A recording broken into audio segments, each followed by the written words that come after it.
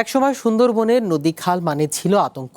অস্ত্র হাতে জলদস্যুদের দাপটে জিম্মি হয়ে থাকতেন জেলে আর বনজীবীরা।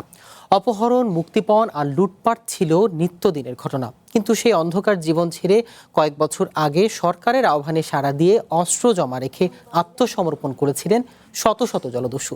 তবে সময় গড়ানোর সঙ্গে সঙ্গে সেই স্বপ্ন এখন অনেকটাই অনিশ্চিত।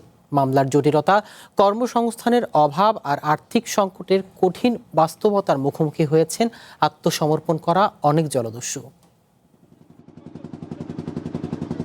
সুন্দরবন ঘিরে বাগেরহাট, খুলনা ও সাতক্ষীরা উপকূল এলাকায় একসময় সক্রিয় ছিল 1 ডজনের বেশি জলদস্যু বাহিনী। তারা নদীতে মাছ ধরতে যাওয়া জেলেদের অপহরণ করে মুক্তিপণ আদায় করত।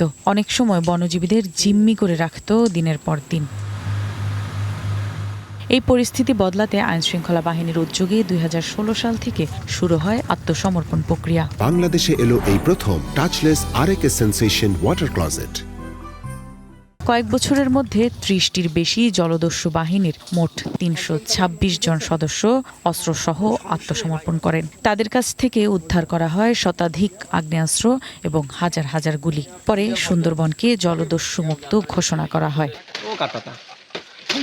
আত্মসমর্পণের পর অনেকেই দিনমজুর, মাছ ধরা কিংবা ছোটখাটো ব্যবসা করে সংসার চালানোর চেষ্টা করছেন। কিন্তু মামলার কারণে অনেক প্রতিষ্ঠানই তাদের কাজ দিতে চায় না। ফলে পরিবারের মুখে হাসি ফোটানোর স্বপ্ন থাকলেও বাস্তবতা অনেকের কাছেই এখন কঠিন। সবাই বলে এ তোরা ডাকাতি করে খাইছিস, তোকে ব্যাপার তোকে রয়েছে, তোরা চলাফেরাই রয়েছে, এতে মানুষ ঘিন নাই।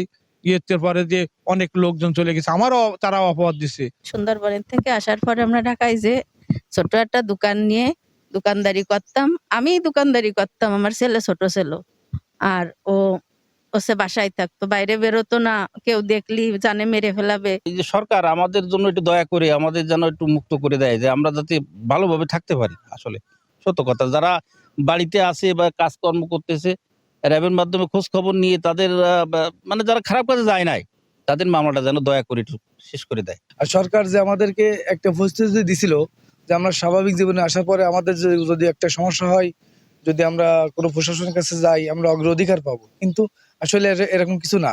আগের থেকে আরো খুব খারাপ ব্যবস্থা ছিল আমাদের জন্য, আমরা সেরকম কোনো অগ্রাধিকার পাইনি। বন, পরিবেশ ও জলবায়ু পরিবর্তন মন্ত্রণালয়ের প্রতিমন্ত্রী জানান, আত্মসমর্পণ করা ব্যক্তিদের পুনর্বাসনে সরকার কাজ করছে। স্বরাষ্ট্র মন্ত্রণালয় আমরা প্রজ্ঞাপন দিয়েছি এবং আমরা নির্দেশনা দিয়েছি তাদের বিরুদ্ধে অপারেশন করার জন্য। অনেক জলদস্যু আমাদের সাথে যোগাযোগ করার চেষ্টা করেছে, তারা আত্মসমর্পণ করবে বা তাদের সুযোগ দিলে তারা করবে। তারা যে অপরাধ করেছে তাদেরকে এখান থেকে সরে আসতে হবে, আর না হলে আমাদের যে অভিযান, সেই অভিযান মোকাবেলা তাদের করতে হবে। আত্মসমর্পণ করা জলদস্যু ও তাদের পরিবারের দাবি দ্রুত মামলা নিষ্পত্তি, কর্মসংস্থান এবং পুনর্বাসনের কার্যকর উদ্যোগের। One national desk.